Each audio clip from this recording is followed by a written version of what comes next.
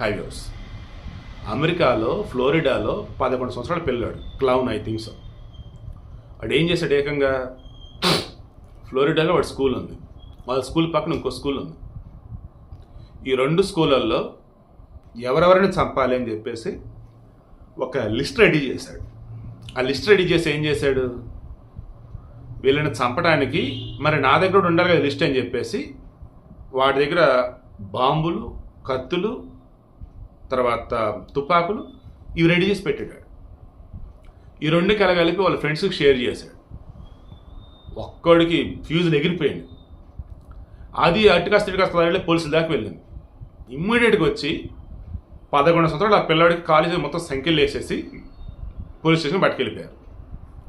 ఈలోపు ఆ పిల్లవాడి పేరెంట్స్ ఏమంటారు, వాడు సరదాగా పెట్టాడులేండి అంటారు. వాళ్ళ ఫ్రెండ్స్ సరదాగా చెప్పాడేమో లేండి అంటారు. ఏందిరా అంటే సరదాగా నేడున్నాడు. అవునా, సరదాగా నిజమా, ఆ వెపన్స్ నీకు అసలు ఎక్కడి నుంచి వచ్చి ఏంటి మొత్తం లెక్క తెలుస్తారని చెప్పేసి పట్టుకెళ్ళారు. వీడియో మీకు అర్థమైందా? నిన్న మొన్న నాకు కొంతమంది ఇన్స్టాగ్రామ్లో కొన్ని వీడియోస్ పంపారు.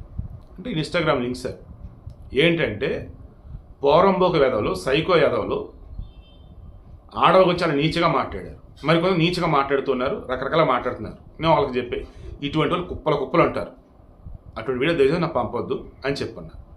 ఒకవేళ మీరు పంపాలనుకుంటే పోలీసులు పంపండి, ఓకేనా?